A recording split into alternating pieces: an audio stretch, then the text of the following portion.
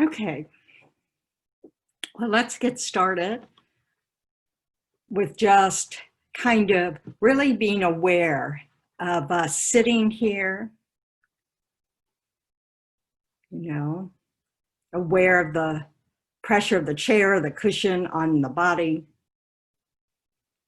Use this awareness of the body to bring your mind into this moment instead of whatever you were thinking about a second ago, or whatever if you have a tendency to think about the future, instead just let your body sitting here be your anchor to keep your mind present right now.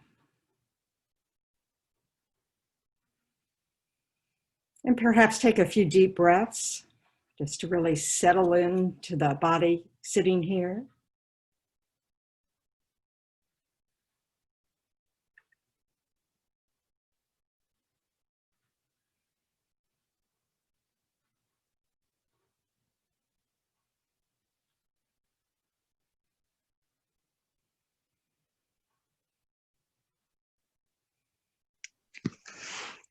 Good morning. So,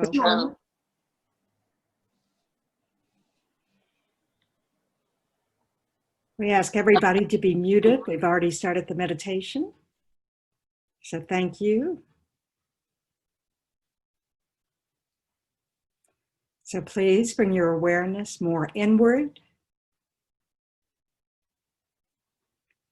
Perhaps start with a motivation. Just remember why you show up to these meditations, or maybe this is your first time.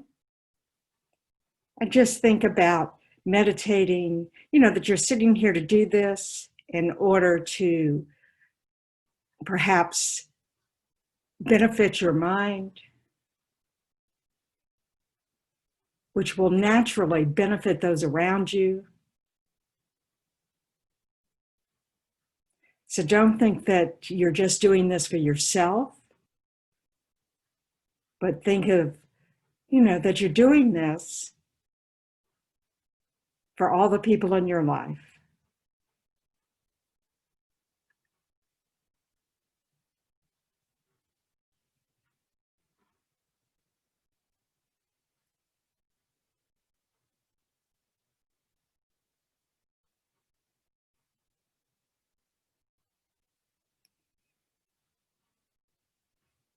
Now gently scan the body by bringing your mental attention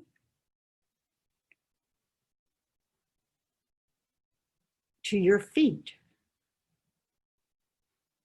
Just noticing any sensations in the feet or the absence of any sensations in the feet.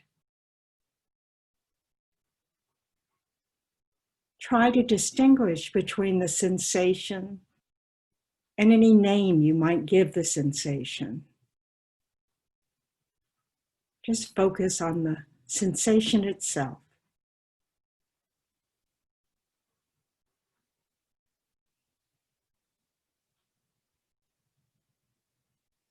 And gradually bring your attention up your legs, your knees, just noticing any sensations in the legs. Perhaps the pressure of the chair, the cushion against the back of the legs.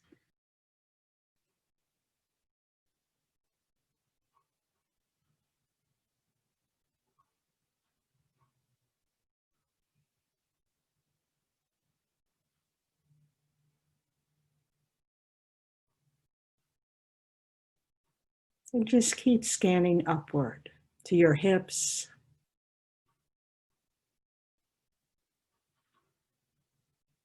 to your belly,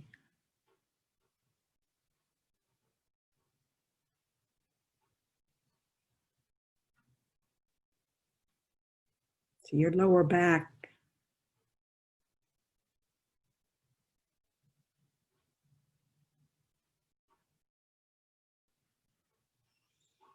to your rib cage,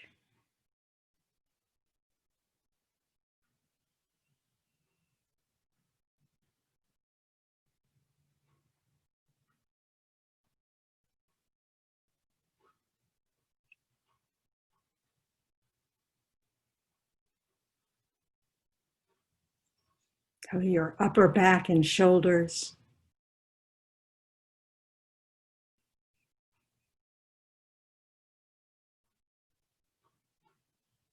If you find spots of tension, just take a deeper breath.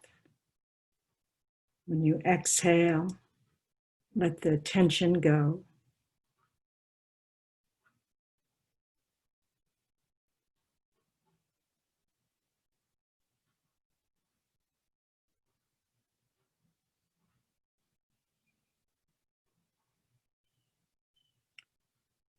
Bring your awareness to your arms,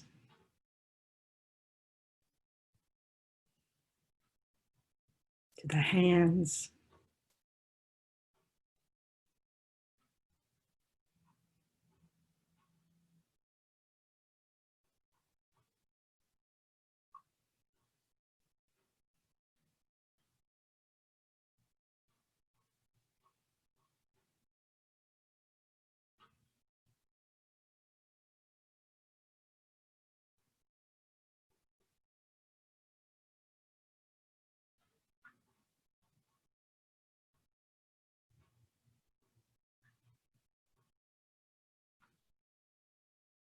Perhaps to your neck, where it connects to the shoulders and up to where it supports the head, resting on the top of the spine.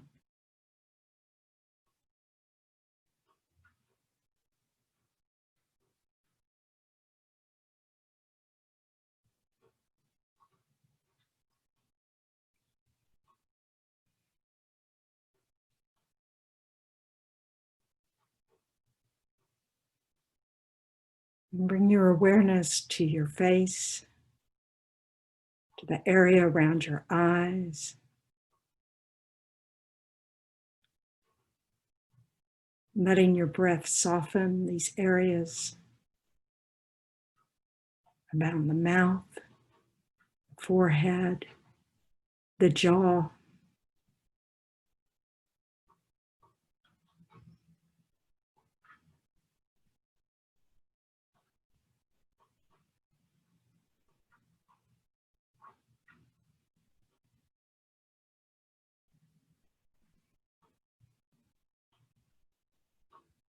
All the way up to the top of the head.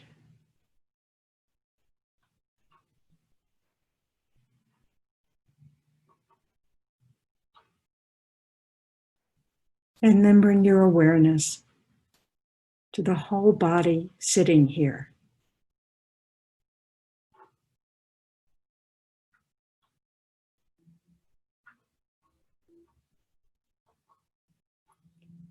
And let's take a moment to attend to the posture of the body.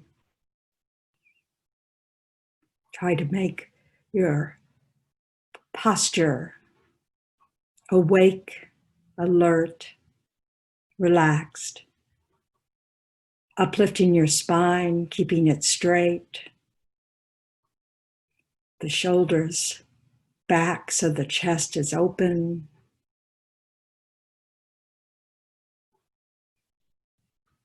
The hands resting comfortably in the lap.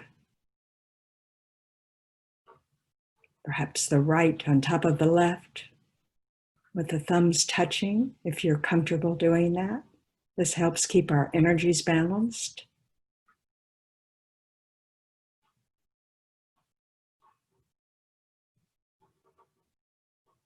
With your gaze downwards, not focused, you can keep your eyes gently open or gently closed.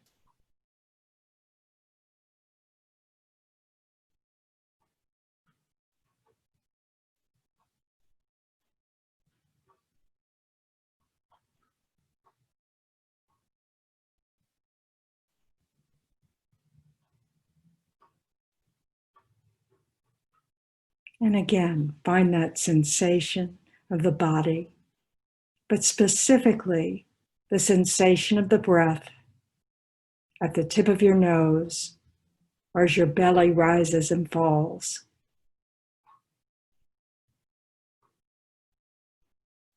Just pick one spot and rest your attention there.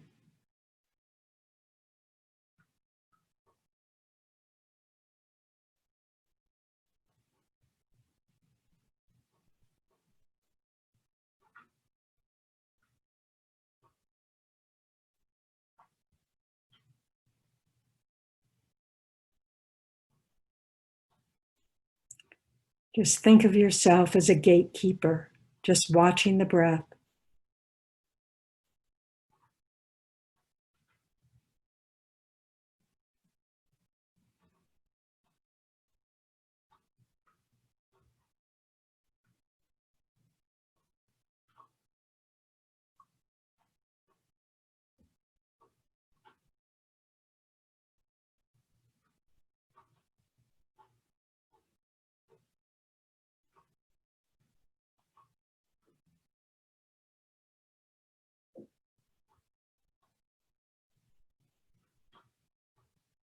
Following the breath can help settle our mind.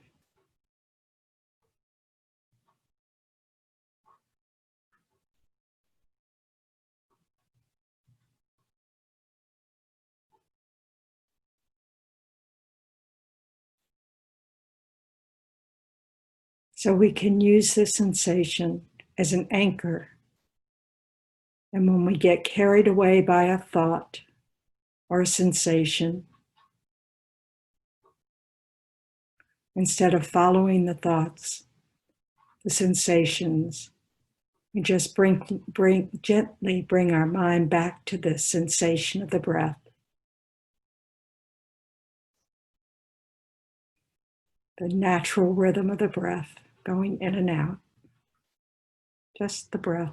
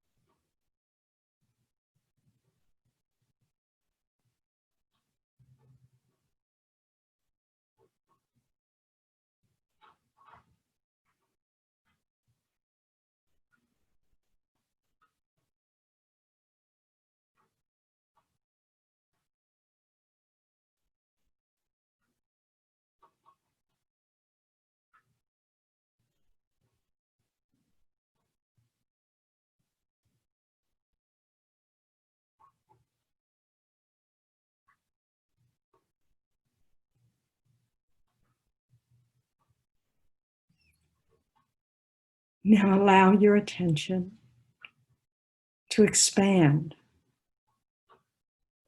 just to be attentive and observant of whatever comes to notice, regardless of what it is, whether it's sensations or thoughts.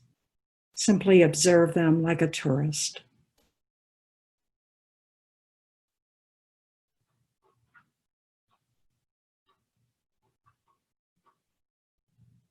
Just be aware.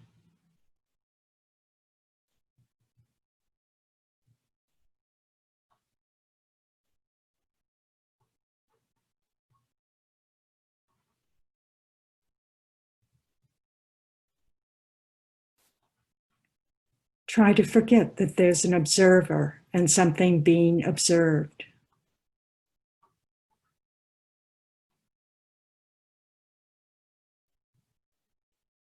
Just imagine your experience, your awareness is being just like the sky, completely clear, vast,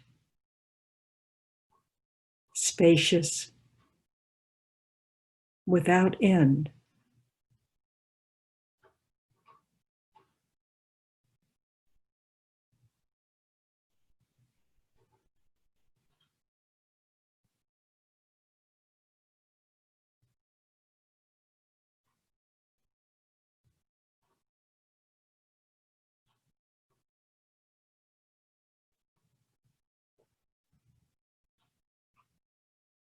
Even on days like today, with the sky completely filled with clouds,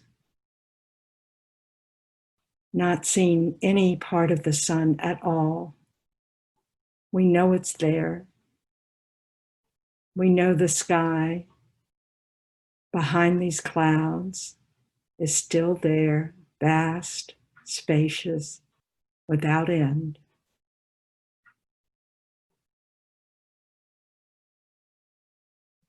The sky doesn't get disturbed by clouds, by the rain. It's just what has arisen in the sky. They are impermanent. They just arise and pass. Our minds are clear and aware, spacious like the sky.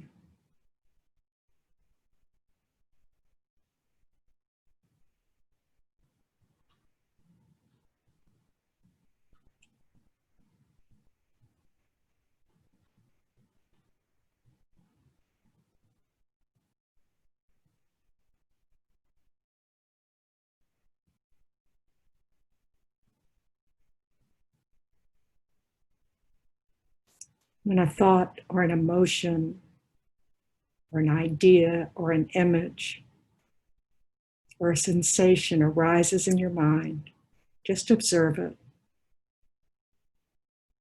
They're just like clouds, but your mind is like the sky.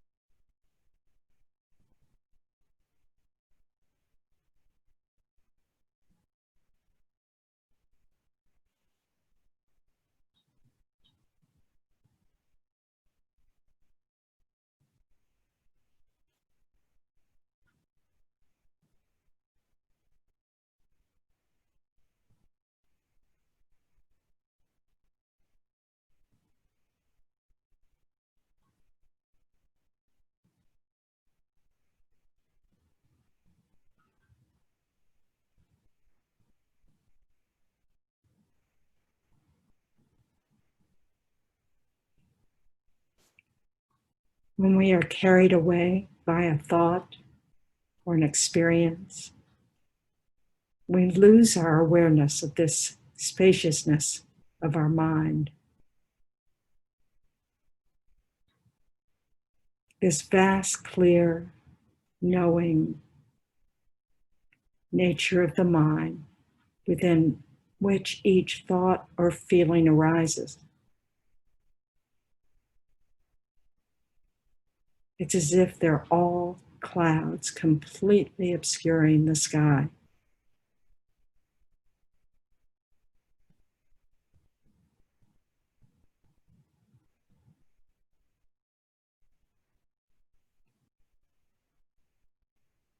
But when we simply observe these thoughts, observe the feelings arising without getting carried away, without getting involved,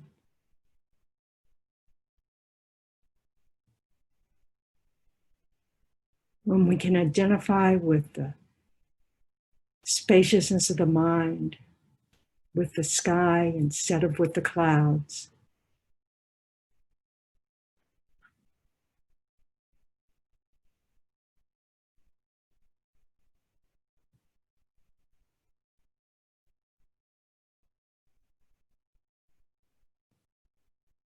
we can find this clear, calm, peaceful, open expansiveness of the mind. without agitation, without anxiety and distress.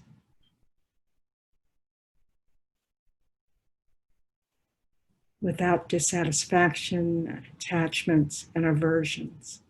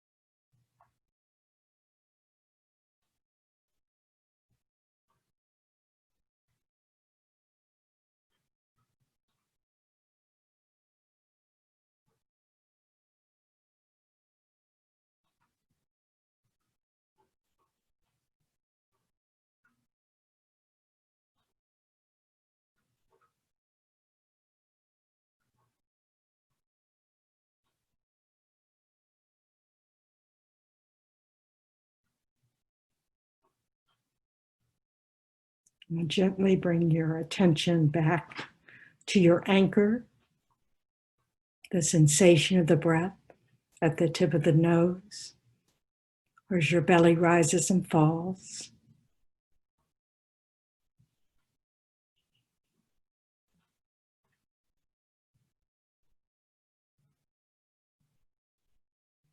Allow your posture to uplift, straightening the spine, opening the chest.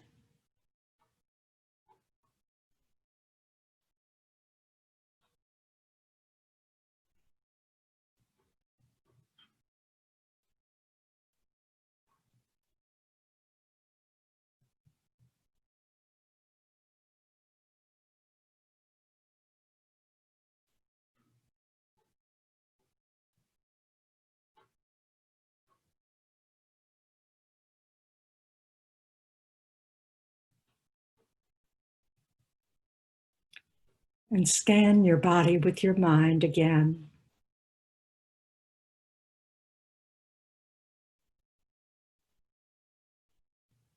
Finding any spots of tension, allowing your breath to ease those spots.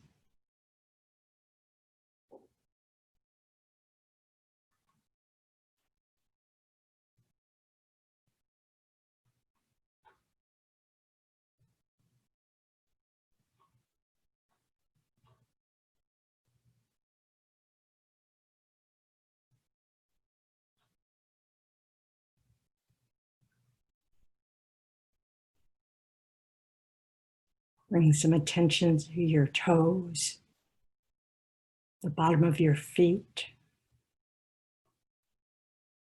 the top of the feet,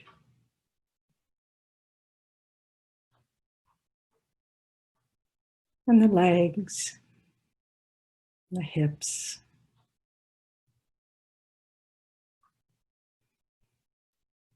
Attention to your fingers and hands.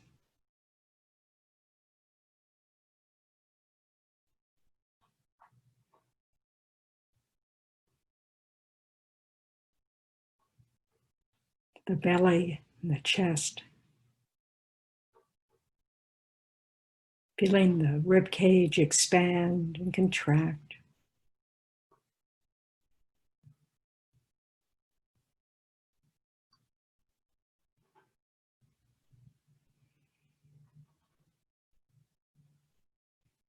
letting the face soften.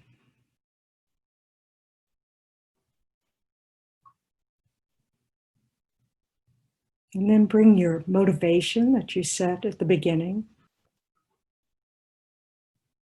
And just think that this practice of meditation, whatever positive energy may have been created, may bring more peace to our lives, bring more peace and well-being to those around us, rippling out to benefit sentient beings.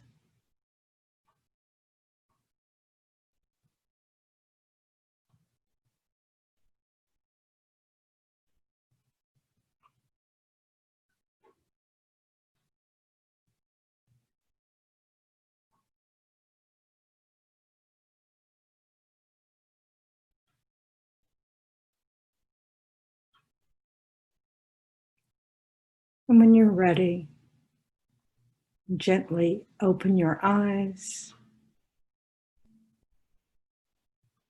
Gently move the body.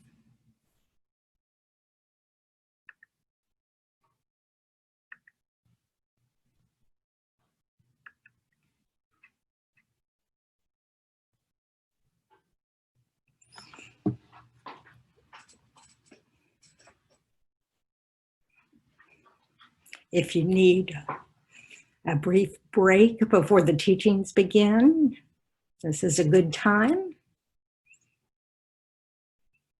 I need water.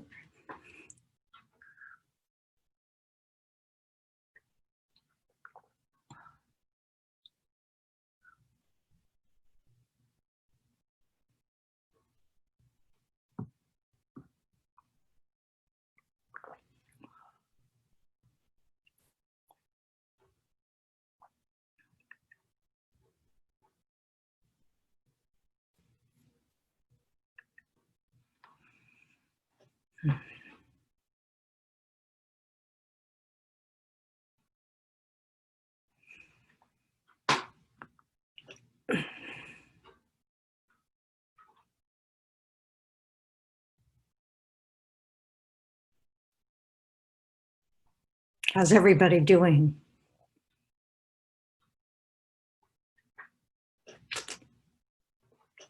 Any downs?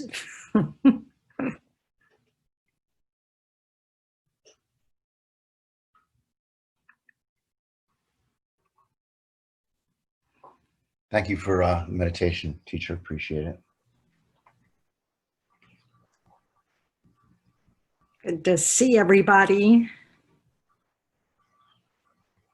Hi, Graziella. Hi, Margaret. Hi, Vicki. Hello. Hi, Hernan and Dina and Peggy. Good morning. Good morning, everyone. Great to see you, Ralph. I haven't seen your face in a while. I'm so happy you're here. Yes. It's really great to see all of you as well. I've missed you all very much. We've missed you too. Hi, Robert and Brian and Carolina. Hi, Venerable Tendron. Good morning. Hello, good morning. Hi, Joy. Hi, Beata and John and Adam. Good morning. Good morning. Hi, Beata. There's Jack. Hey, Jack. I think Jack is here. I can't see everybody. I need a giant monitor so I can see everybody.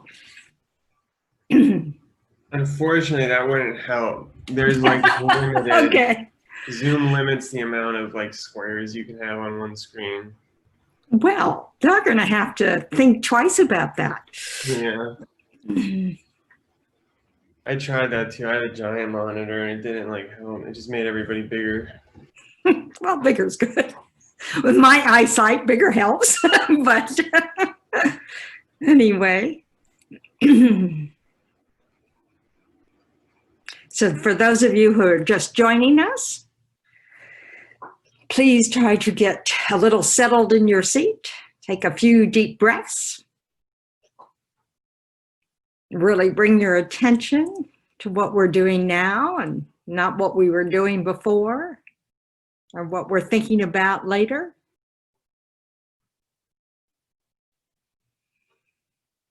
Trying to remember what's meaningful to us.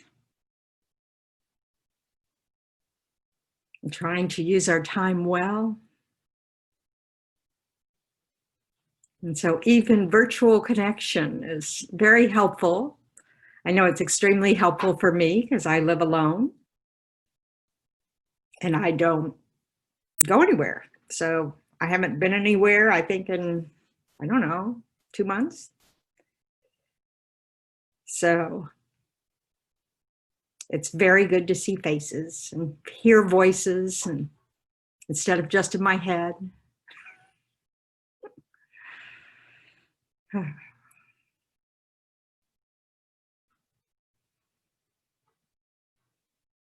So now let's recite the four immeasurables just to bring everyone in the world into our hearts.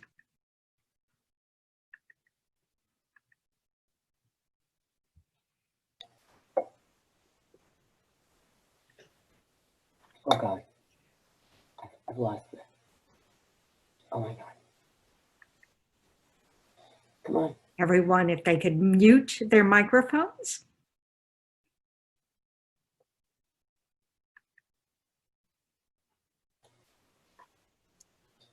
May all sentient beings have happiness and the causes of happiness. May all sentient beings be free from suffering and the causes of suffering. May all sentient beings be inseparable from the happiness that is free from suffering. And may all sentient beings abide in equanimity, free from attachment for friends and hatred for enemies.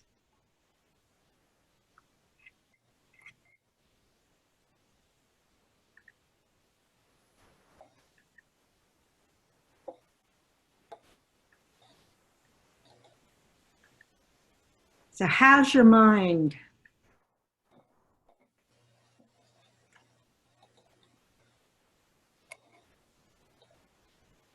Very unsettled.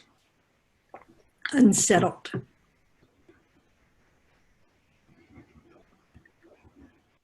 Susan? Very unsettled. Very unsettled.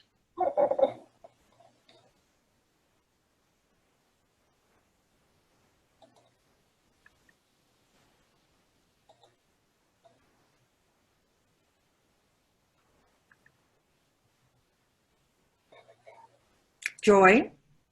Well, I feel pretty settled. I mean, this has given me time to think about things where I was always busy and never having time to reflect, to feel more for other people and what's around me, and, you know, to be aware of that kind of thing. I think this is actually, it's a good thing. And I also positive things happening to people that I know. So it gives you time for that. Well, I certainly rejoice in all of those around the world who have been able to use this time well and bring themselves more peace or more meaning or, you know, rediscover what's important to us and just, you know, we don't really have the opportunity to sort of just go out and about and escape. So it really can allow us more time to reflect. But sometimes that reflection isn't pleasant. You know, sometimes we discover, you know, anxiety or unsettledness, you know, this kind of sense of not knowing, that uncertainty. So it can be quite a variety of things we experience. And that's pretty much like every day, isn't it?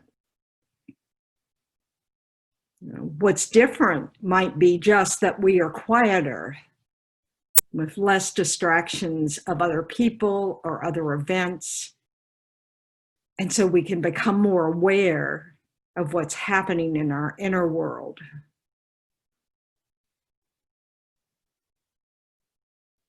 So it's really a good time to be able to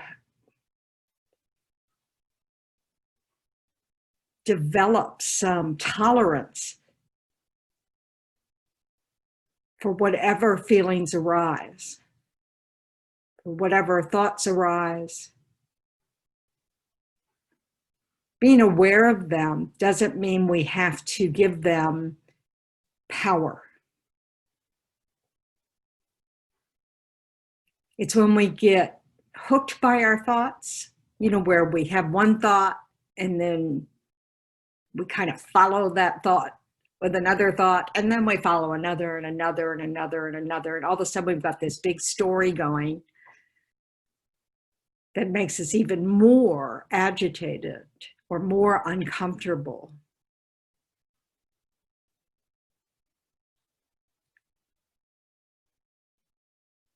So I was rereading something Lama Yeshe spoke to many years ago. He was asked to speak on the anxiety during the nuclear age.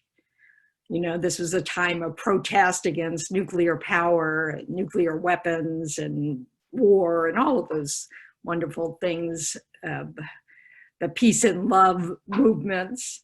And he said, why worry? The nuclear energy's here. It's already here. That worrying about it doesn't change it. That it's wonderful to bring our wisdom to these things that exist so that we don't misuse them. But just simply worrying about their existence doesn't help, because it agitates our mind for no purpose, because worrying doesn't change anything except our inner peace.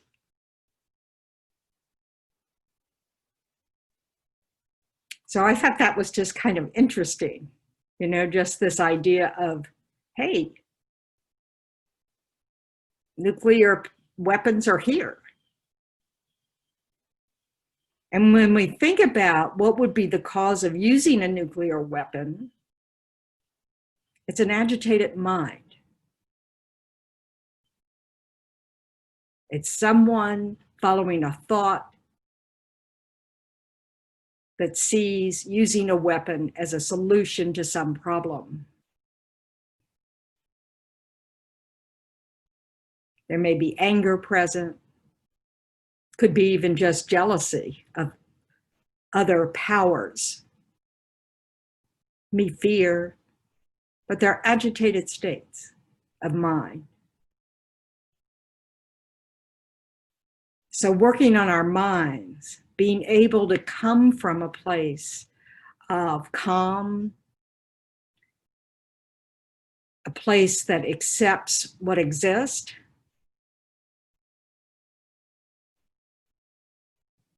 but a place that is, coming from inner wisdom. When we challenge different policies, whatever, then we make better choices. And so working on our minds to be able to tolerate the discomfort that arises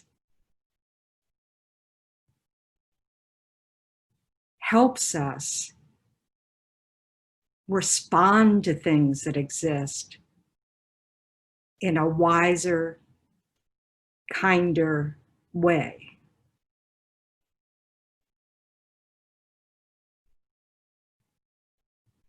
Any thoughts on that?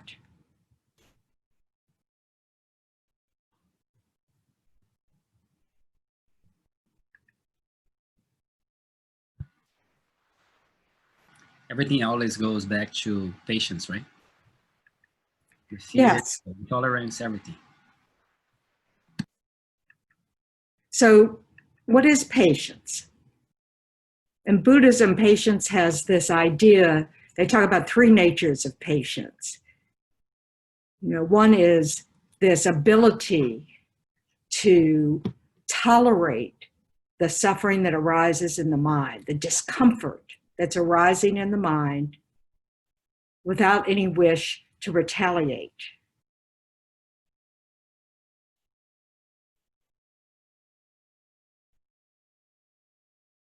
So it's this ability to notice that we're uncomfortable, that we're suffering, that we're dissatisfied, whatever it is, whatever form of that.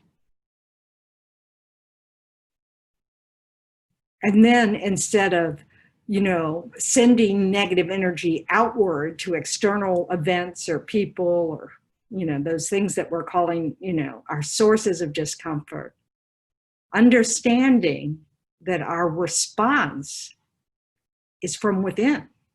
It's not from without. And learning how to pause, go, okay, I'm uncomfortable. That's all right. I'm not going to let that discomfort control how I respond.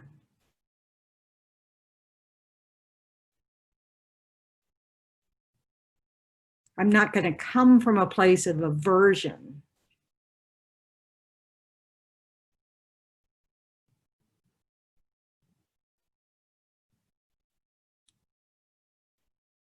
Does that make sense? What I've been experiencing is tremendous amount of fear. I mean, it almost at times feels like terror over, and that combined with the isolation and the uncertainty and everything, what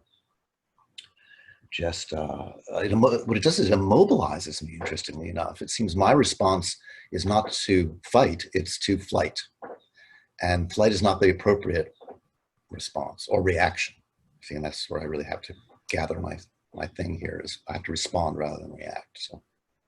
Well, and of course, this is one of the things we're habituated to, is escaping from whatever discomfort arises. We escape into television, we escape into arguments, we escape into reading, we escape into our work, we escape into, activity. We do something else. And so sometimes if, I can relate to immobilizing fear. That's my reaction to fear. A lot of the teachings revolve around thinking about, the fear of samsara, the fear of all the suffering in samsara, the fear of going to lower realms in our rebirth or whatever, in order to motivate ourselves to try to, act from positive spaces so that we don't create the cause for more suffering. Fear has a tendency to paralyze me, so it's not a particularly effective tool for me. And I know that about myself. And so we need to understand these things. We need to observe ourselves and recognize whether a tool is useful for us or not. But when it arises, being able to just accept that that's arisen and not do anything. Build up our tolerance to that feeling that's so uncomfortable. So we don't have to act at all in that moment. Realizing we've been overcome by the fear. And, let it pass. Instead of feeding it with stories about the fear, how it's justified or how it will never stop, or, whatever stories we tell ourselves. However, we try to, because those stories are an effort to escape that discomfort, because then we get carried away by the story. We've written a book. So it's really important when we can't always do this. But of course, right now, if we're not going anywhere, if we're working from home, the odds are much better that we can do this, which is just to be aware, oh, I'm afraid right now, and I don't like it. and just sit. Just go within and breathe. Try not to feed it. And then if we're not successful, we may need to go for a walk. If we keep just feeding it, we may need to interrupt it with activity. But we want to make that decision. We want that to be a choice, not a reflexive, habitual thing. Because we do want to build up our tolerance to discomfort. Because samsara is full of it. And we don't act well when we're coming from that kind of agitated mind. Because one of the things we really want to develop an awareness of is that there's a difference between discomfort and suffering, a suffering mind. So we may have, discomfort or pain, in the body. We can choose not to layer mental suffering on top of that. The mental suffering of, not today, why me? I can't bear this. What's happening when we're thinking, I can't bear this? What's actually happening? When everything should be the way you prefer. What's actually happening, though, in your mind? When you think, I can't bear this. Acceptance. I'm sorry, I heard two different things. Suffering? Suffering, Jack? Exaggeration. What's also happening? You're rejecting what is. And you're bearing it. Resistance. And while we're saying, I can't bear this, what in fact are we doing? Resisting. We're bearing it. This is what's so ironic. We're saying, I can't bear this while we're bearing it.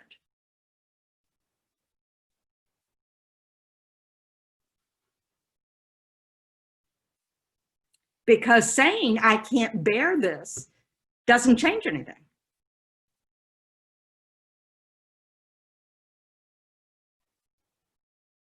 So we want to be very precise when we're observing what's happening. And distinguish between, what we don't like, what we're resistant to, what feels terrible, all those labels, all those judgments about what's going on. And what we're doing, Because the I can't bear this is a story we're creating that's increasing our suffering. Because it's an agitated thought. It's a thought that says, I can't handle this. And now we're adding a mental layer to it of mental suffering.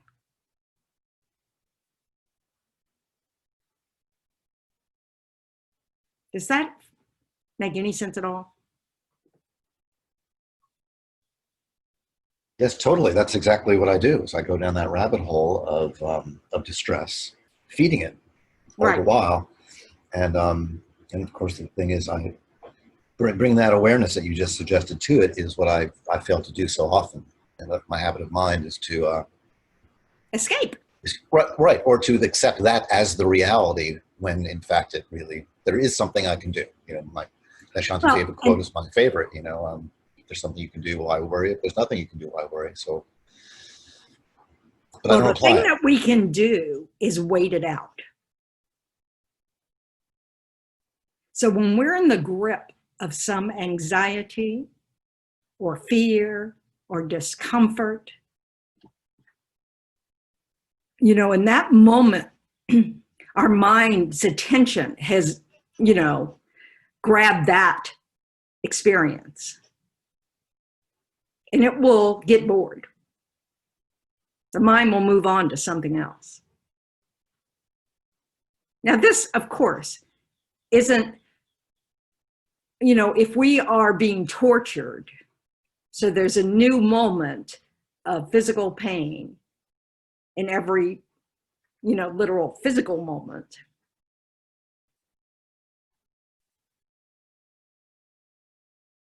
You know, just thinking about the pain being impermanent may not be useful because someone's actually purposely introducing new pain in every moment. So this is when it's so important to be able to go deeply within to our awareness, understanding that our mind and our body are not the same. And that we can find a spaciousness that exists all the time, that our awareness is much more spacious than the thought or the sensation of pain or discomfort that we're also aware of. So hopefully none of us will be prisoners anytime soon, being tortured. But we kind of imprison ourselves when we get hooked by the discomfort that arises. And instead of pausing and letting that settle some, you know, just to kind of go within, reassure ourselves if we need to, you know, sort of like the, you know, okay, I'm not really losing my mind. I just am afraid of losing my mind, and there's a difference, you know. But really trying to settle the mind, let go of the thoughts, breathe.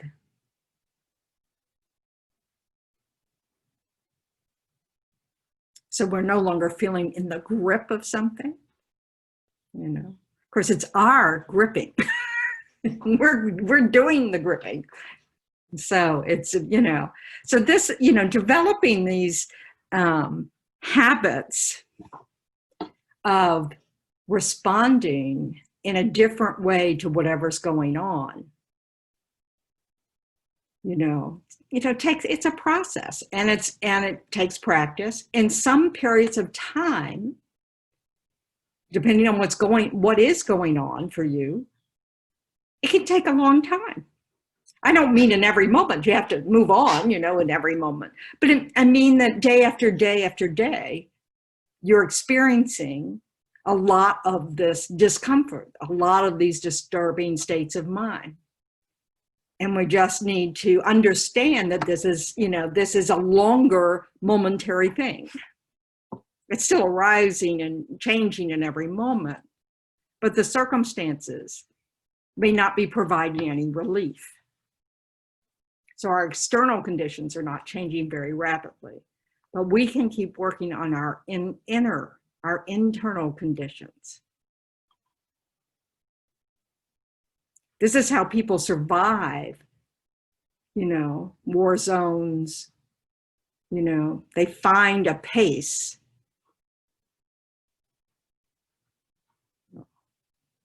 So, and most of us don't do it well.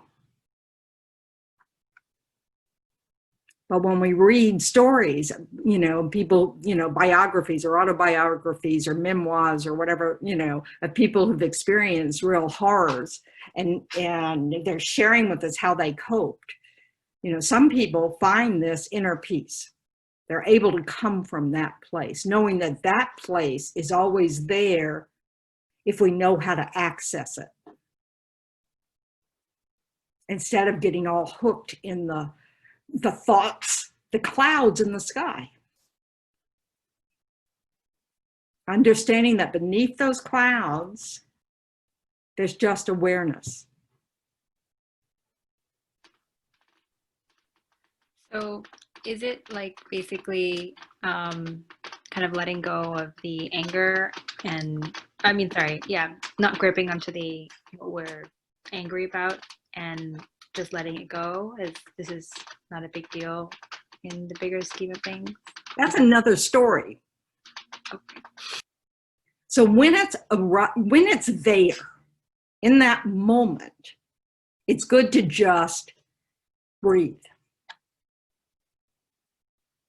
Whatever thoughts are arising, don't feed them with anything. And then when you've settled a little bit, then if you have the space at that time to reflect on it, like, okay, let me step back here and put this in perspective, and talk myself down from this, exaggeration that we have. Anger is an exaggeration of negative stuff. Attachment's an exaggeration of positive stuff. Fear, is just this grasping at the self. Oh no, I don't know what's going to happen to me.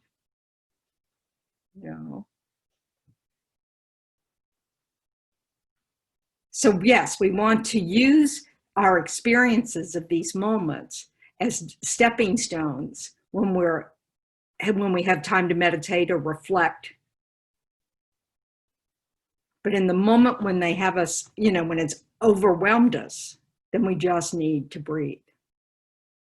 Really pause to give ourselves that spaciousness to be able to step back and move on from that moment.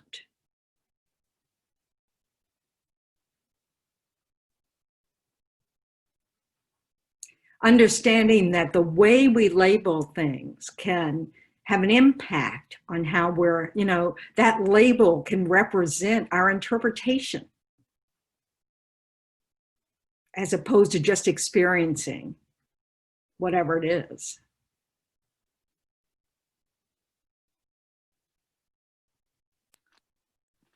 So does that mean like after we've calmed down, we shouldn't try and like understand what happened?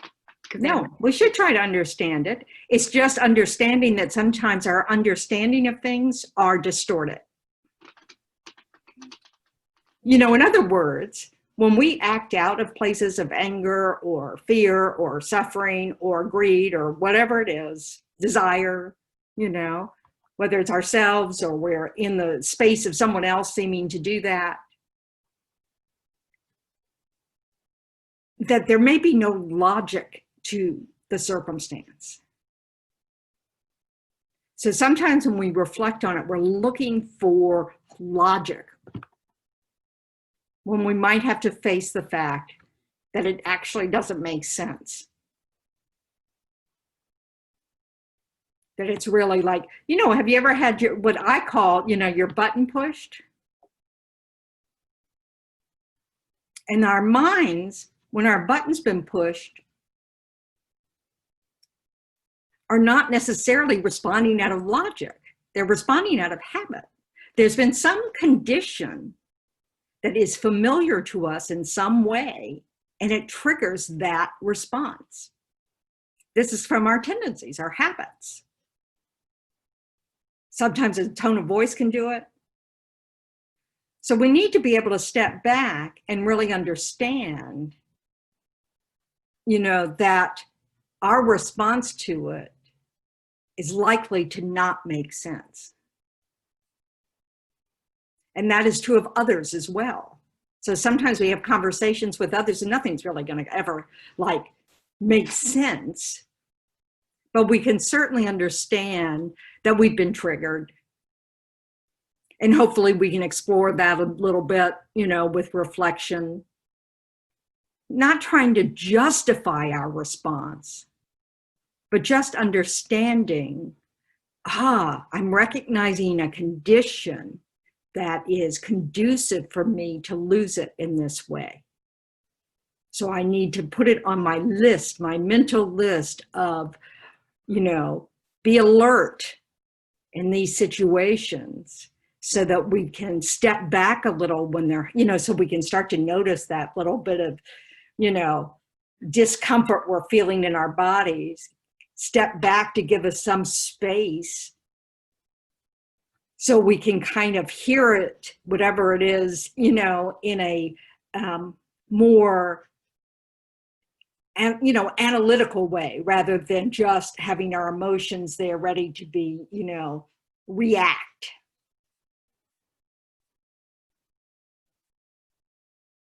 So easy examples are things like when you're super tired or super hungry and you're kind of on edge from that.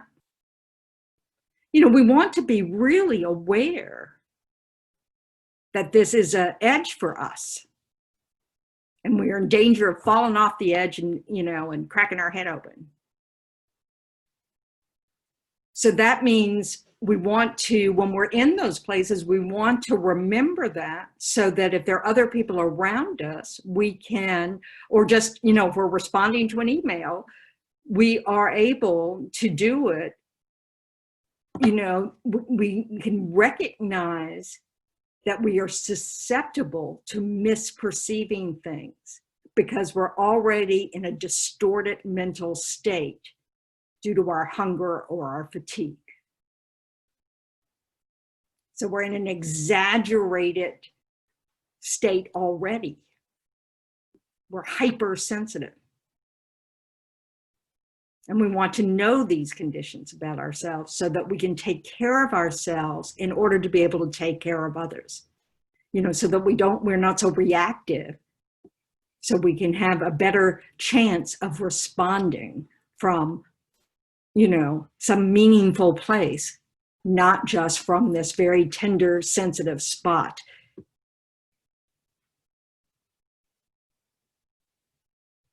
And so if you're in a relationship, if you were talking about something with a partner, that's something that, you might be able to explore together by communicating about these conditions that, trigger our vulnerability.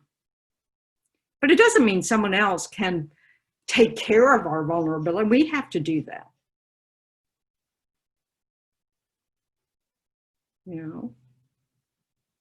Because they're not going to be in our minds really picking up on all this stuff. They're busy with their stuff.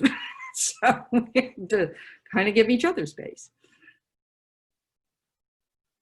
But right now, a lot of our uncertainty has to do with things that are completely out of our control, like decisions that the government makes, decisions that employers might make. That there's and then just we don't, all that unknowing around a disease that we have no idea how it's gonna fade out, if it's going to fade out, whatever our fears are about it, because it's an unknown at the moment.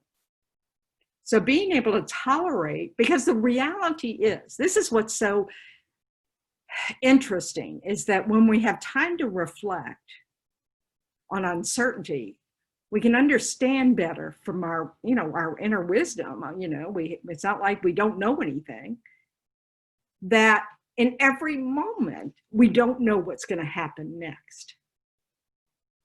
And we live with that. That's part of, our daily experience. We know intellectually that the car might not start, that there might be a water main break. The things go colossally wrong or minutely wrong. So, what we thought was going to happen doesn't happen, or, it doesn't go the way we think it's going to happen. And we flow with it, or try to flow with it.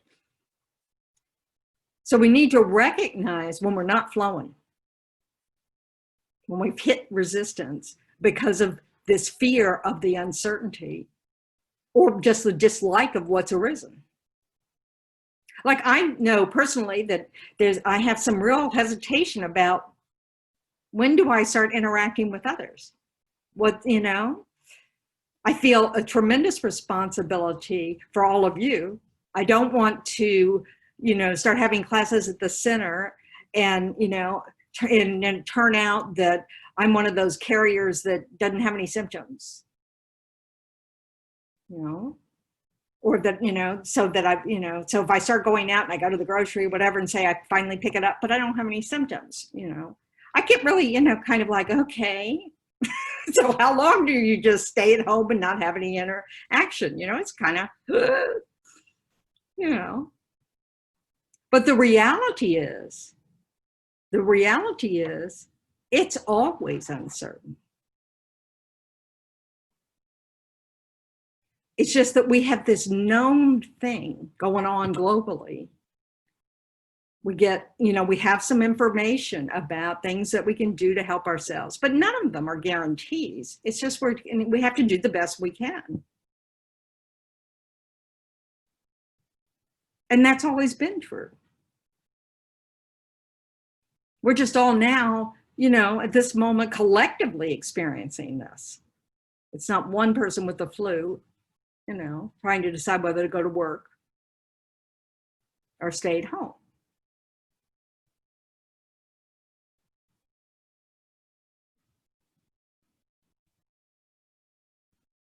There are no simple, you know, Geshe Geluk, who's a teacher in North Carolina, used to, you know, he likes to say, samsara is full of complications. You know, this existence is just full of complication.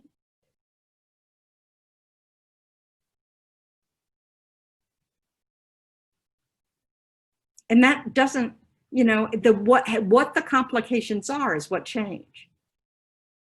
If we take care of our inner world, our heart, our mind, those constant changing circumstances and events outside of us don't have to throw us so hard.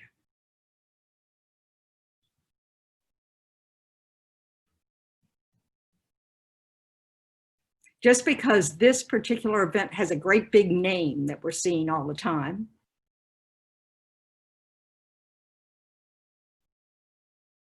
just because it's affecting so many people, doesn't make it an inherently more complicated thing to be disturbed by. Because all of those labels, you know, even the word complication, you know, we want to be careful to try not to imbue this situation, impute upon this situation extra horror, you know.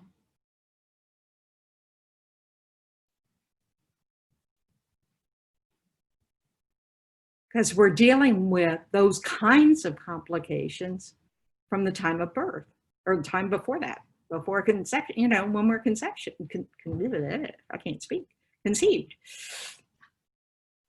Because our bodies have always been in danger. These bodies are, you know, are vulnerable.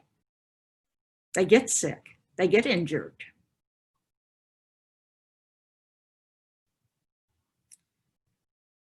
And according to the Buddha, we grasp at a certain sense of self that's kind of inflated, you know, and that exaggerates our response to everything. We get these minds that kind of think, not me, even if it's not really conscious, it's there. Even though intellectually, of course, we know we get sick, we age, and we die.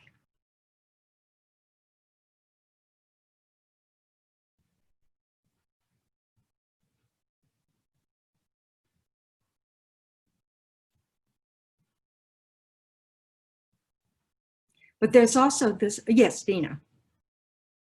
So this is the first time with you today, thanks to Joy, and thank you, Joy. So how does a person handle, let us say there is a health situation which we perceive as serious, and perhaps we're not accustomed to being in Florida, have medical care, medical people that we know north that we would have wanted to go to have another opinion. But of course now flying self-isolating for 2 weeks. All of these other things have come up. And here we are.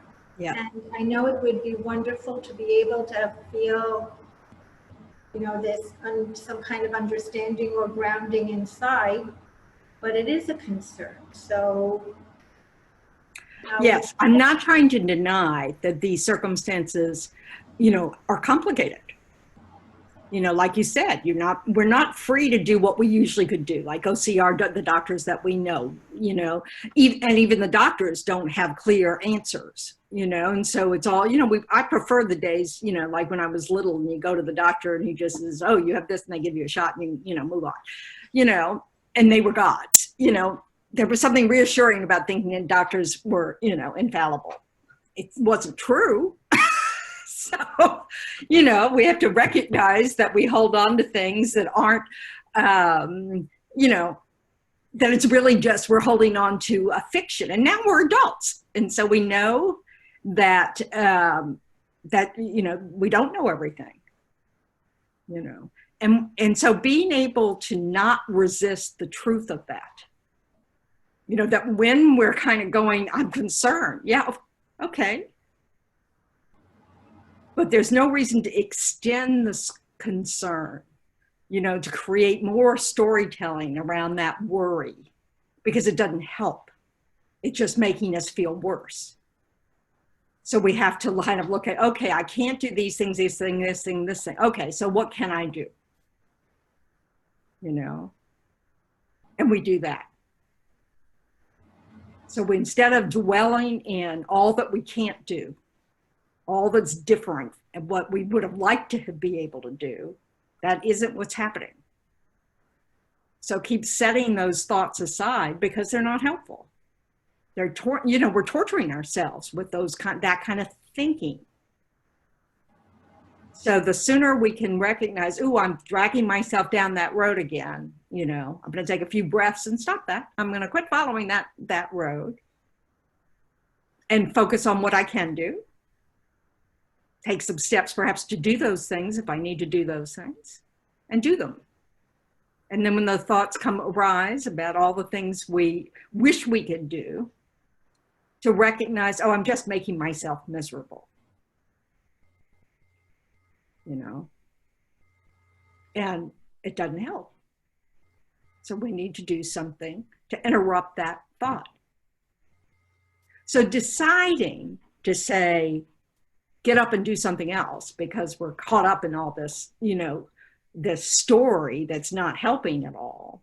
That's not escaping. It's choosing to do something differently than what we're doing. As opposed to when we're not comfortable and we just turn on the TV just to, you know, do something else. There's you know, we want to make it a choice, not just a reaction. Because when we make it a choice, there's space there for, you know, our inner wisdom to arise, or our, you know, our contemplation, you know, of how it's not helping me to think about all these things I can't do. You know, so or to have to learn that there are times, I think one of my lessons is that there are times when there is nothing that I can do. And to learn to accept it rather than wanting to be the change it. Yes, because this desire to change something that is a suffering state of mind. So interrupting that kind of thinking can help us settle down in that moment, you know? And if we have certain things that are really consistent habits, you know, that our mind just kind of goes there, it's really helpful to develop a sense of humor about it. Oh, there I go again. That's not going to help. So that we can be lighter. You know, it's so important to bring a lightness, because in every single moment of our, you know, of our existence, there's not some big decision we have to make, you know? So we can lighten up some of these moments. You know, when we're focused on problem solving and really trying to figure a solution out. You know, there's some the fears might arise, anger might arise because we have to deal with it or whatever, you know. And then we have to be more calculated about going, okay, that's not going to help me make a decision here, you know. So I need a break, because if I keep sitting here, I'm just going to go that route of going, thinking about all the things that worry me or make me angry. You know, these are the ways we can, you know, what we can choose to interrupt our tendency so that we cannot make ourselves suffer more. Resistance, you know, like we said in the, you know, people were using those words in the beginning when I was asking about what's going on when we can't bear it, you know. Yes, we're resisting what is happening. You know, that something is happening, we don't want it to be happening, but it is happening. And all we're thinking about is, you know, are thoughts that are about it not happening. And that doesn't help.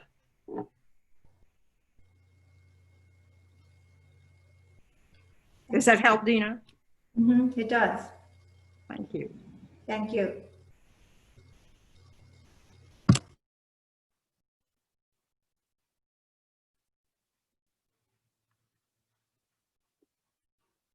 So it really is, you know, a method to, you know, this idea of, you know, noticing what's arisen in the mind. Sometimes the first thing that we notice is what happens in the body. You know, we notice that we're getting tense, or we notice that there's an unease in our tummy, or there's a, you know, that we've started to hold our breath or something, you know, that there's just something shifts in our body. And the more we become very familiar with those signals, the more skillful we can become about how we respond to what's happening. You know, so that we notice, ooh, I'm not so comfortable. You know, this is in the head. You don't have to say this out loud. So it's just in the head. Oh, I'm not comfortable. And, you know, it's sort of like, oh, that's a warning sign. You know, the yellow light has come on. Caution. You know, that, oh, I'm uncomfortable. That's a condition for me to get hooked by something and follow, you know, and spin out. So I want to step back, give myself more mental spaciousness, you know, and assess what's happening so that we can hear things without all the layers of, you know, interpretation we place on top of things. So we can ignore the body language or the facial expression or the tone of voice or the,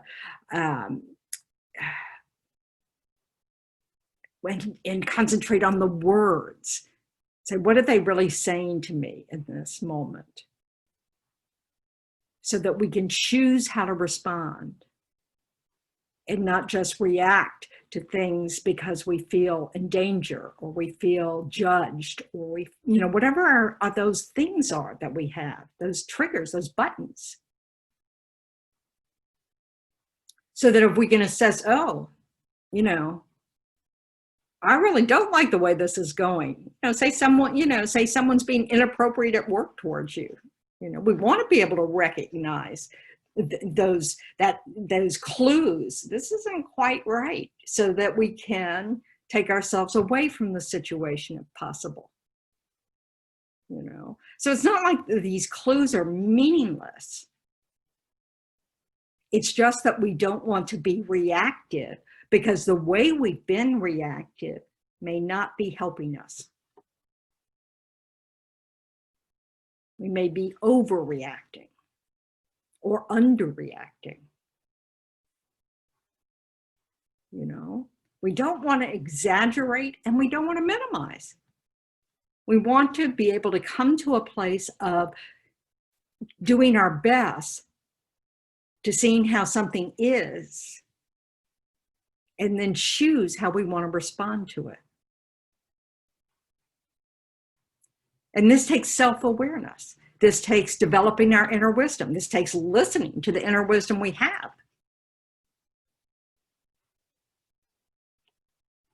Sometimes we need to check with someone else. You know, I have reality checks with my friends all the time. You know, when we kind of go, you know, this happened and this is how I was feeling at it. And this are the words that were said. What do you think? Was that, you know, I don't want to overreact, but I also don't want to underreact. So we can check things out. It's really, you know, this is the irony, is in this practice of trying to develop a lack, you know, such a, you know, how do I want to put this?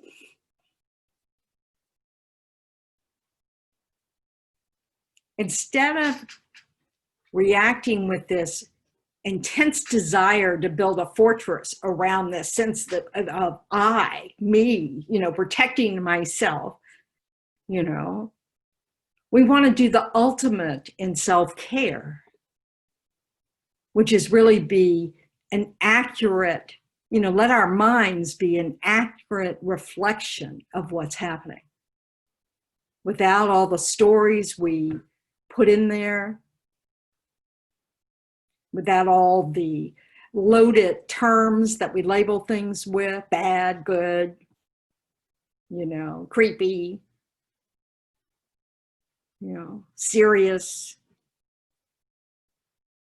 so that we can really assess things from a clearer place. And that is what our awareness actually does. It, without all the labels, without all the stories, without all the interpretation, it's aware of what is happening around us. It's aware of what's arising in the mind. So we want to have that spaciousness and observe what's happening.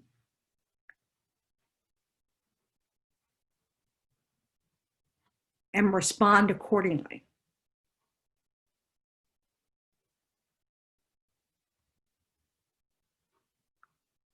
So this is being aware that we're vulnerable or sensitive. Doesn't mean we have to shut the doors. It just means, oh, I have to take extra care in this moment.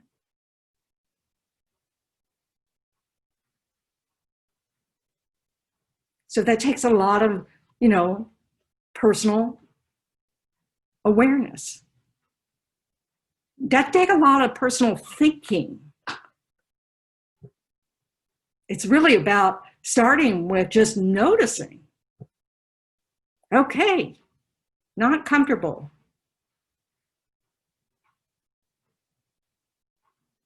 You know, and then trying to assess the facts. And we may not have many. And then being aware of not being comfortable with uncertainty.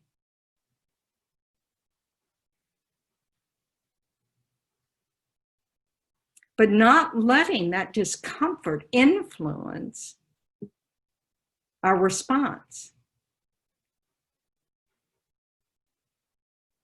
Really being able to step back, find our breath again,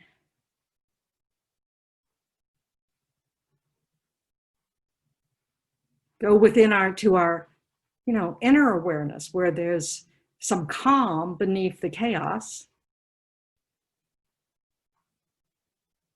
And that takes practice.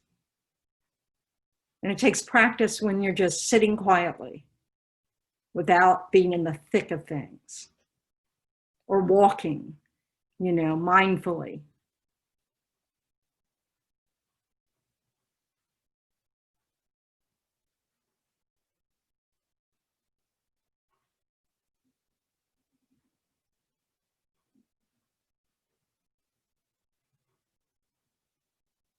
So like, just take a moment right now.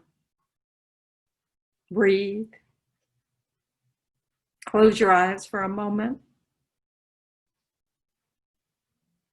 And just be aware of yourself sitting here. The body and mind.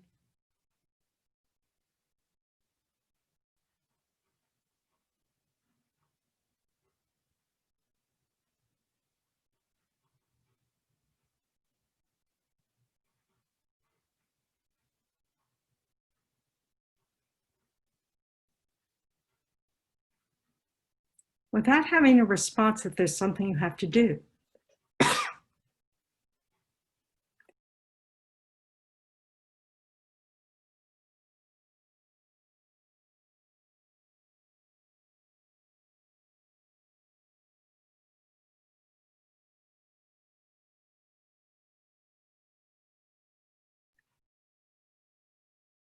Allowing yourself to just rest in a moment of awareness.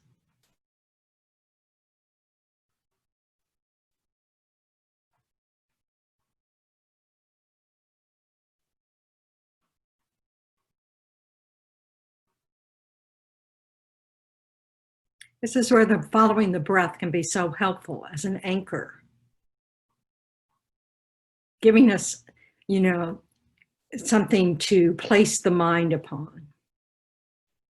Because if we're being pulled in all sorts of directions by our states of mind, giving ourselves something to anchor our mental attention upon can help us settle down.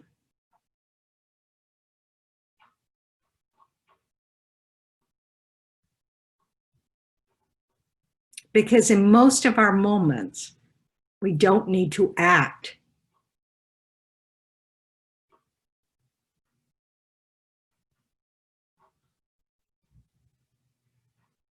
We can just reflect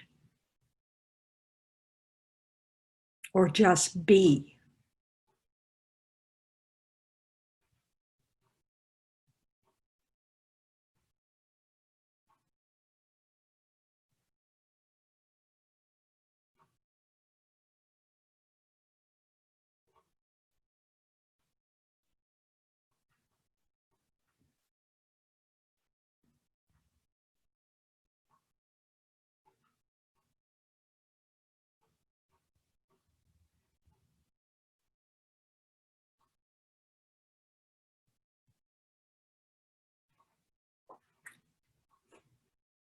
What's it like when you do this?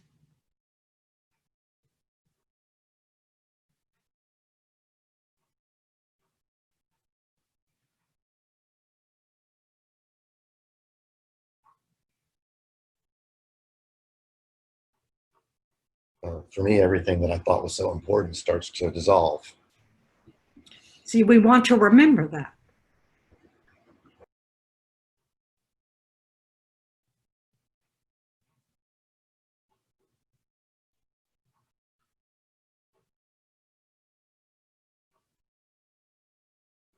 For me, it can help me understand that it's rare that urgency is necessary.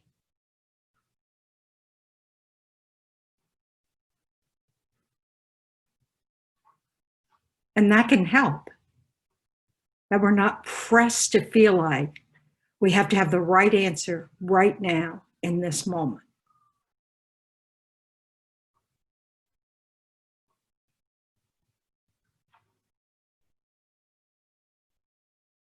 And this helps us access spaciousness.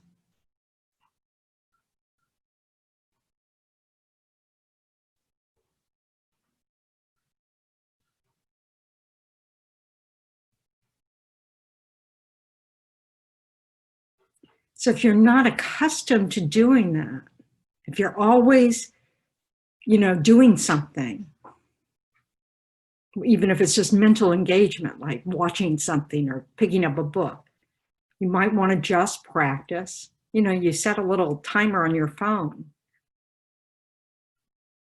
to give you a little ting every so often, just to pause, just to breathe, so that we can develop this skill of doing this.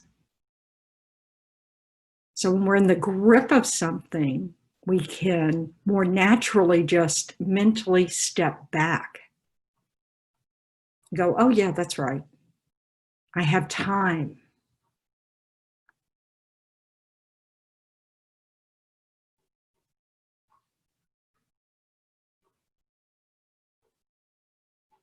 I got caught up in that yesterday. that I Mhm. had to get this done, I had to get that done, and it needed to be done on a schedule. And I thought, wait a minute, where am I going? So and that was real helpful to me to just say, forget it, I'll do it later. Because that's, so our awareness that we're getting ourselves into a state, a state of unrest, state of discomfort, a state of fear, a state of this or that and that, is an opportunity to step back and just be.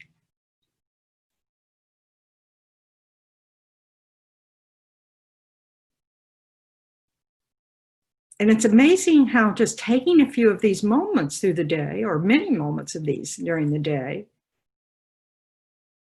can kind of change our timeline. It just sort of shifts the energy, that urgency that our mind might have, or that paralysis our mind might be in. Because we become more in tune to how temporary the thoughts are in the mind. That if we don't feed them with any new thoughts, it goes on to something else. I mean, the mind thinks, it's going to keep thinking. But we don't have to feed stories, just keep them going. That's like torturing ourselves, like the person who's introducing pain in every moment. And we can learn to stop that. Not all the time. But the more that we can remember to just mentally step back for a moment and rest in what is in this moment, that whatever catastrophe we're imagining isn't happening in this moment.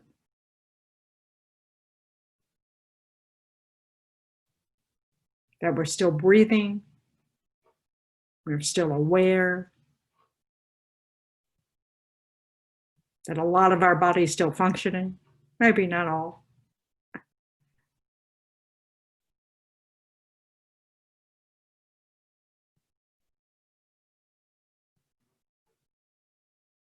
That we are not our thoughts.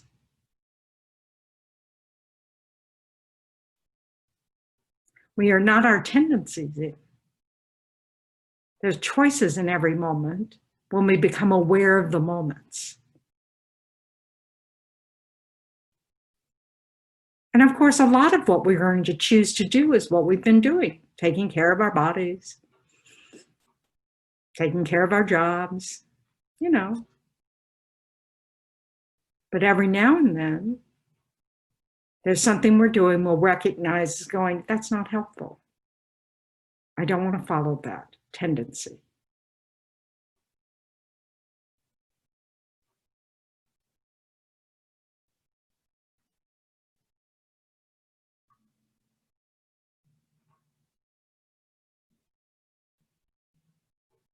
Does anybody ever get caught by news stories about what's going on? Kind of hooked in whatever way. It might be that we're hooked by feeling reassured, and we like that, so we don't try to interrupt that. Or we might be angry about some decision or frustrated.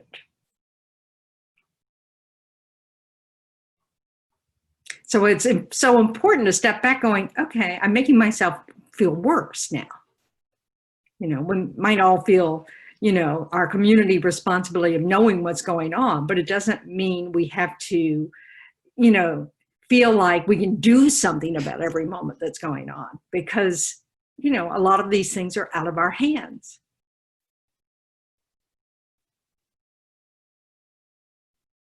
And no one has the answer.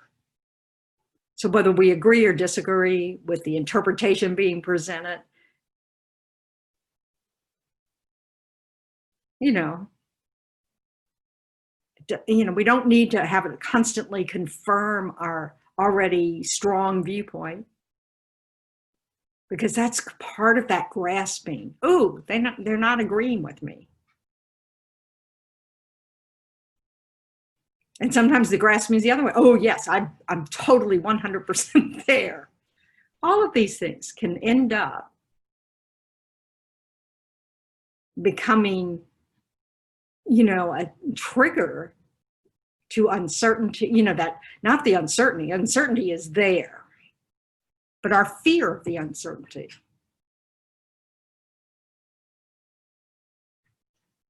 Our resistance to what is. And sometimes we just need to remember that our conditions are pretty good. So in spite of our fears, in spite of, whatever the disturbing tendencies, you have the habit of, there can be times where we can go, I'm really just feeling sorry for myself because I can't do what I want to do, or I'm afraid to do what I want to do, da, da, da, da.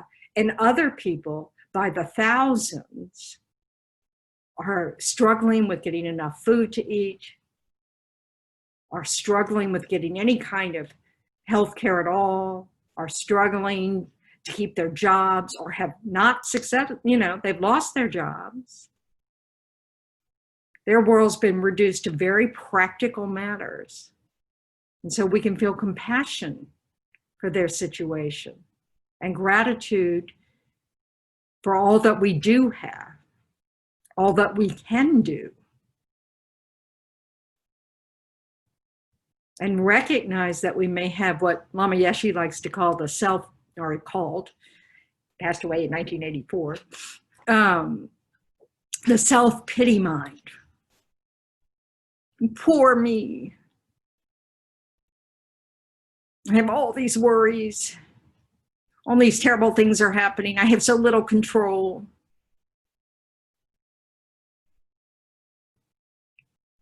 It's like, okay, that's true for you and true for everybody else.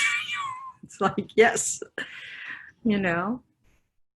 So instead have compassion for the situation, for ourselves and for others, recognizing that many of us have much better conditions than others. Rejoice that we have been so fortunate, and share some of that with others in whatever way we can.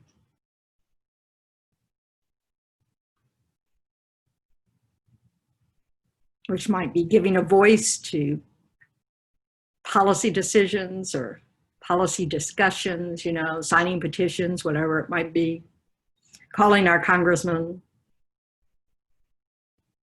It might be volunteering at the food bank. Might be donating to the food bank.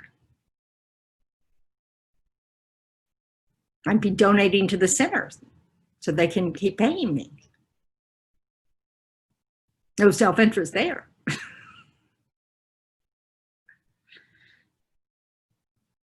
It's about, understanding that what we can do is limited. And instead of responding with this tightness, like, oh, it's not fair, or it shouldn't be that way, or I just don't like it, or I'm scared. We can try to build up our acceptance of whatever suffering's arising in our minds. Use it as an opportunity to work on our patience with ourselves and others.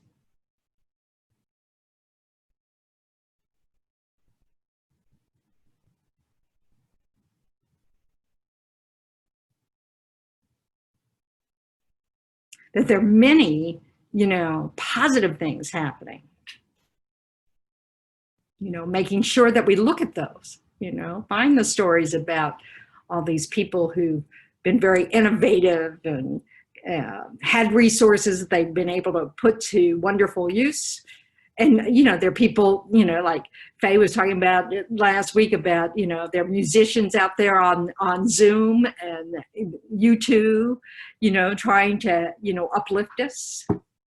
They're performers and all different types of performances that are available to us to, enrich our experiences with art, music, and just kindness.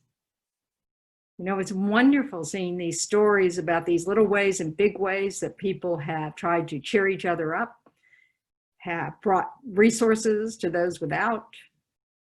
And instead of just kind of getting used to them, you know, just kind of, yeah, one more story about some do-gooder, you know, we can pause for a moment and think about, oh, that's my nature. That's our Buddha nature.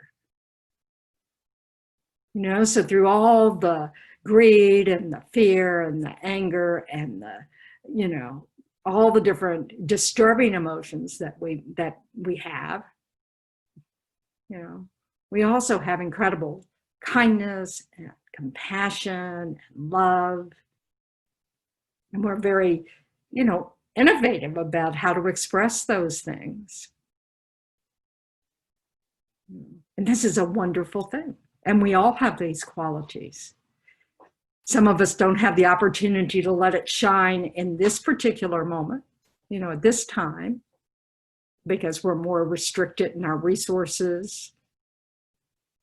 But we can, you know, rejoice in the opportunities that others have and that they're taking advantage of. And just think, oh, this is just wonderful.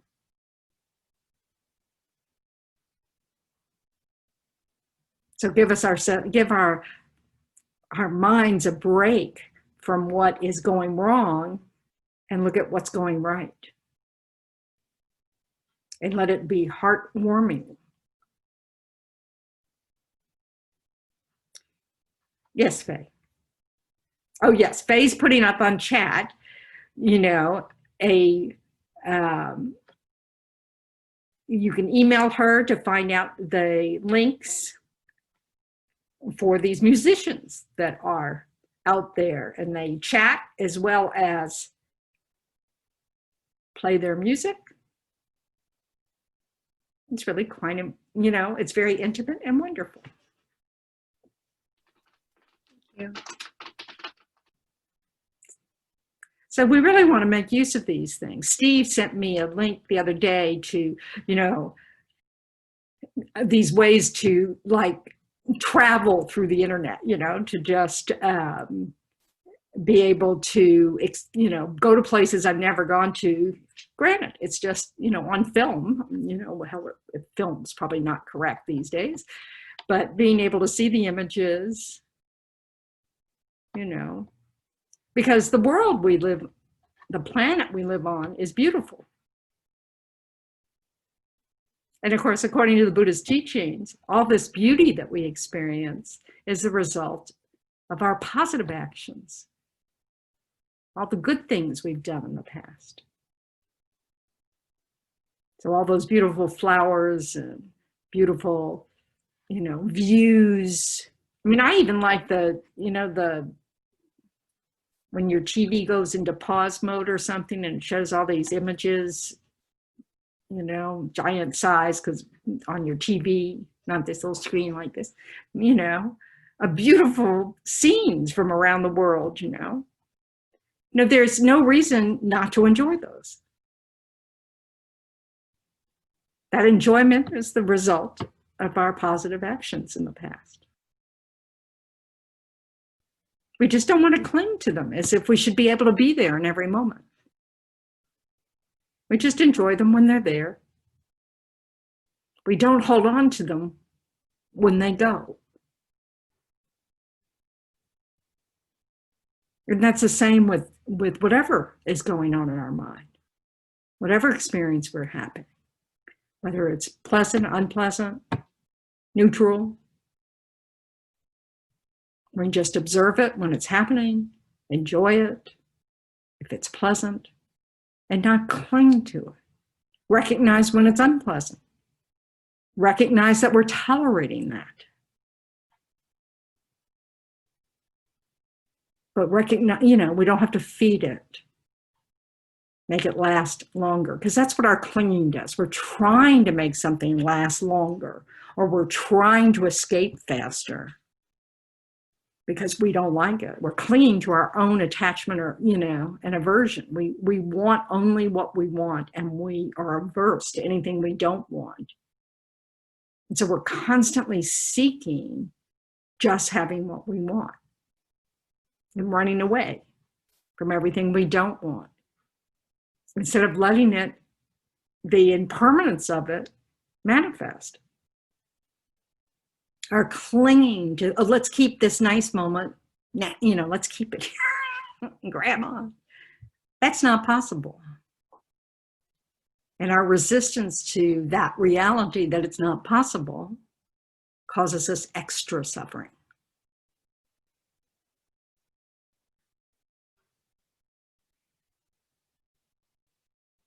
So how are we doing? I really, we need that time to say hello to each other, and introduce yourselves. I miss that. But I don't know how to do that. I know there's a way to do that on the Zoom screen, but I don't know what it is. So maybe I'll learn how, so we can get to know each other, even if it's from a distance.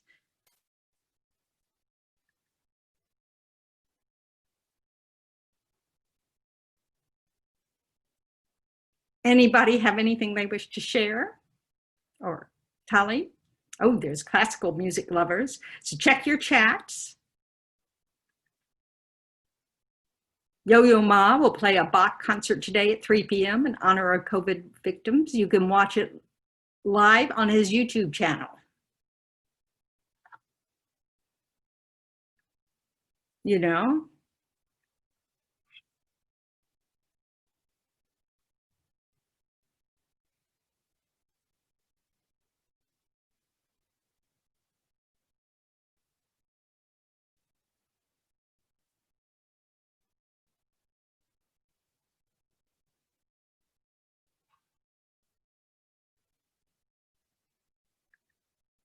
So how's your mind? It's better now, thanks to you. No, thanks to the Buddha. Thanks to you. This is the thing. It's actually our work we do. We hear something that resonates for us and we do something with it.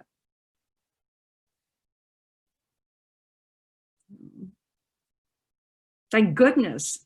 I can't imagine. Well, I can't imagine. I was going to say, I can't imagine what my life would be without Buddhism, but I had many years of that. So actually, I can imagine that. But, it's been extremely kind to me.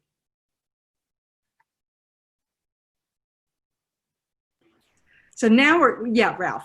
I was just going to say your teaching and guidance was very helpful. What's surprising to me, or perhaps not so surprising, is how quickly, though, I can shift back. How my habit of mind can shift back to worry and regret, and all these toxic. So you need to listen to the Dharma more. Yeah. Because that's correct.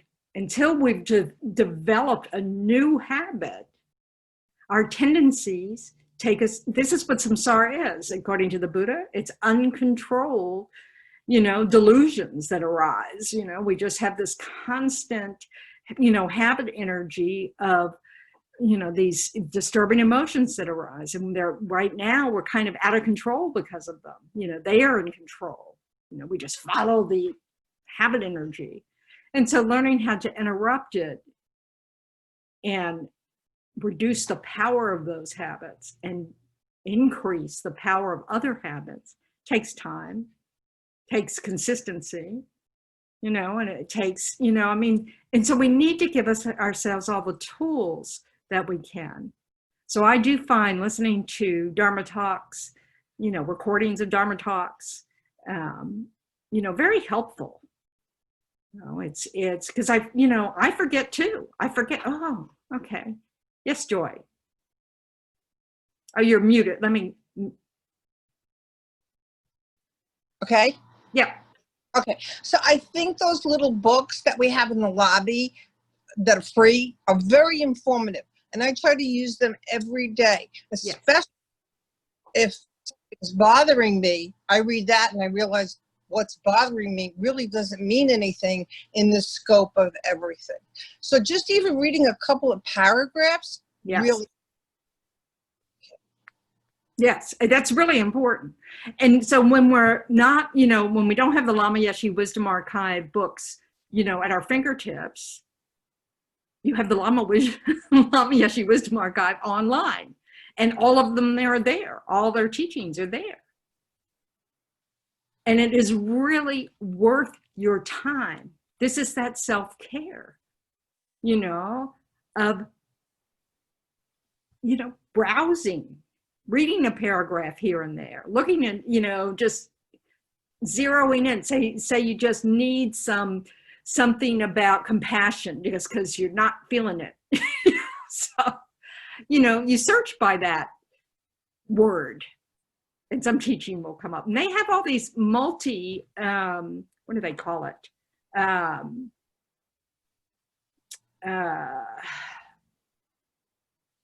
looking up Lama Yeshe Wisdom Archive. Okay, here we go.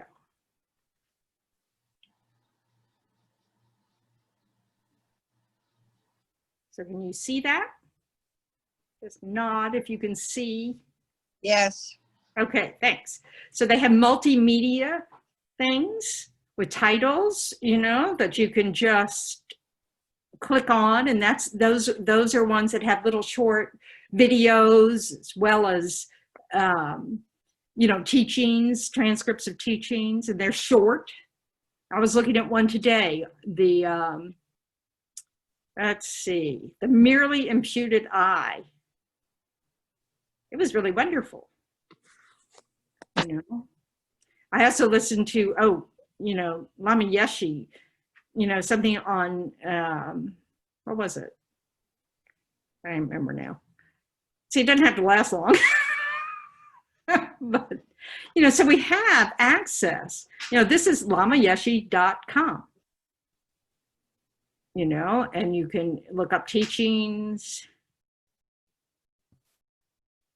You know, and if you don't like one teaching, you just go somewhere else. You don't have to read everything, you know, it's just looking. You can even just look at pictures. You know, if you just need some sort of upbeat. Yes, Dina. So what is then the philosophy or any attitude about if people are feeling great angst or depression or anxiety with taking medication for it to to make you feel better, but then does that do anything to block what if we live in a time of good fortune, of having medicines available to us that help us, you know, we can rejoice about that. We have the karma to be born in a time where there's certain things, but we also want to use reason. You know, we don't want to just self-medicate just because we don't feel well. You know, I mean, just, you know, most of our teachers don't, you know, run to the aspirin bottle, you know, every time they have a headache. They use a headache as an opportunity to develop patience. I meant more like antidepressant and yeah, I'm saying that's, you know, it's like, you know, there's nothing wrong if your doctor suggests that, you know, this might be useful for you to try those things. Mm-hmm. This is part of our, you know, this is part of our conditions in this life. Many people don't have those opportunities. Many of us do. And then we want to, of course, assess from time to time if it's still necessary, you know. So there's nothing, you know, it's not about having to grit our teeth and do all this. It's about learning how not to grit our teeth, you know, and depending on where you're starting from, you know, you may need different tools. So they're just all these tools available. But the mind, working on our mind is something that we can become familiar with, and we just start where we can. So whether you're taking medication for anything, you know, or not, just like we take medication for diabetes or our hearts or whatever, you know, because some of us have brain issues, you know, and we need some help with those chemical issues and all that stuff, and others don't. Others it's, you know, and most of us are a mix of the two. So, you know, we don't want to think there's a pill out there that will fix it, because that is not correct. If there were, we'd all be, you know, looking for it. We are all looking for it. So. That's for sure. Thanks. Sure. Thank you. So everything, you know, in Buddhism is about dependent arising. You know, due to causes and conditions, things arise. When all those causes and conditions are, you know, come together, then whatever they are the causes and conditions for will arise. It can't help it. It's the law of cause and effect. So what we're trying to learn to do is remove one of the causes for our suffering, which is how we think about things, how we think about who we are, how we think about how things exist, how we exaggerate in our minds, how there's no wisdom present when anger is present. That there might be wisdom arising after that anger subsided, but in that moment, all there is anger. When greed arises, that obscures us from being able to see the big picture. All of these obscure us from being able to see the big picture. When we're exaggerating, we're not accurate. We can't trust the information in our mind. And we want to be aware of that, develop our wisdom around that, so we can choose how to respond to things.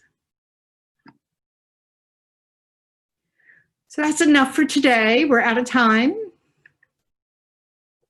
So I hope that everybody is able to have a meaningful week, not get too triggered, you know. But, you know, sometimes it's just helpful to think of each other or just go, oh, yes, you know, I know what, you know, the Buddha might say, what His Holiness might say, what Lama Yeshe might say, you know, what Nicole might say, what Jackie might say. Did someone say something? Joy, did you have something to say? Oh. Okay. You're unmuted. I just didn't know. Okay. Okay, so everybody unmute for just the briefest of seconds and say hello. Hello. Everyone. Bye. Hi, everyone. Oh, Thank you, Hi. Venerable. Thank you, Venerable Tendron. You still have to Thank you. dedicate, so don't run away. Thank you, Venerable Tendron. Okay, so now we're going to say we're going to dedicate our positive, you know, whatever positive imprints we place in our mind stream. These are potentials that are going to ripen in the future as resources, or, you know, things that we enjoy, or, you know, more wisdom, all of these things. So we want to dedicate them to others, you know, so that we are not the only ones to benefit. So let's recite our dedication prayers.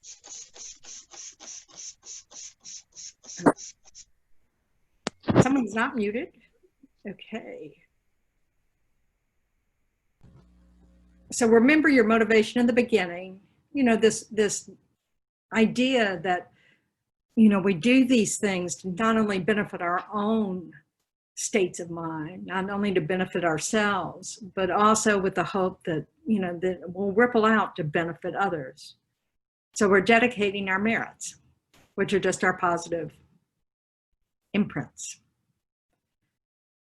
May all beings everywhere, plagued by sufferings of body and mind, obtain an ocean of happiness and joy by virtue of my merits. May no living creature suffer, commit evil, or ever fall ill. May no one be afraid or belittled with a mind weighed down by depression. May the blind see forms and the deaf hear sounds. May those whose bodies are worn with toil be restored on finding repose. May the naked find clothing, the hungry find food. May the thirsty find water and delicious drinks. May the poor find wealth, those weak with sorrow find joy. May the forlorn find hope, constant happiness, and prosperity. May there be timely rains and bountiful harvests. May all medicines be effective and wholesome prayers bear fruit. May all who are sick and ill quickly be freed from their ailments. Whatever diseases there are in the world, may they never occur again. May the frightened cease to be afraid, and those bound be freed. May the powerless find power, and may people think of benefiting each other. For as long as space remains, for as long as sentient beings remain, until then may I too remain to dispel the miseries of the world. Thank you, Venerable Tendron. Will you just say something about Tuesday? Okay, so Tuesday night this week, instead of going through the Bodhisattva's way of life, I'm going to be talking about the Bodhisattva vows. This is in case anybody's planning on watching His Holiness's initiation on to Thursday and Friday nights at 11:30 p.m. from India. You know, so those of you who are new to Buddhism, you know, don't worry about it. Don't, you know, this is, you know, for those who think they might want to, you know, take this particular karmic connection with His Holiness to the next level. It's a Chenrezig initiation, Avalokiteshvara, you know, the embodiment of compassion. Can't guarantee it'll actually happen because, you know, it's technology dependent and translator dependent. And they have a tendency to turn off the cameras and turn off the everything as soon as His Holiness is finished, which means the translators aren't quite there yet. So, but if you do decide to take, you know, take a shot at it, you know, one of the things is you do take refuge and bodhisattva vows with any initiation. So you need to be ready to take refuge in bodhisattva vows. So, what does that so mean? I'm going to be discussing them. Someone said something. Oh, what does that mean? Be willing to That's take what we're going to be talking about Tuesday night. Oh.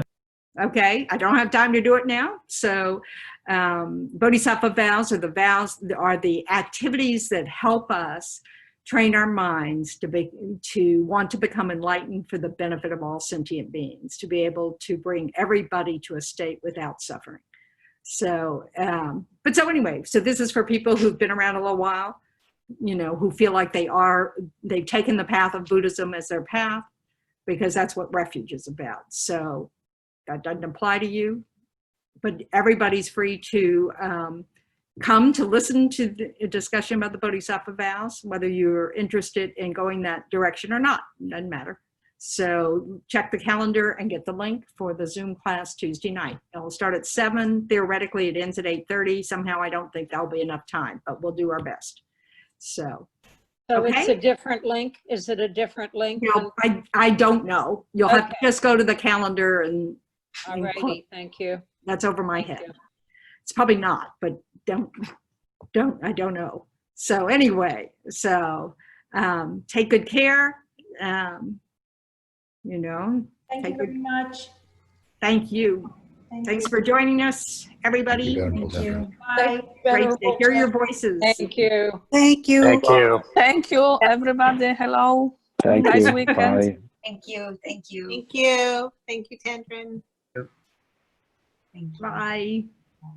Take care.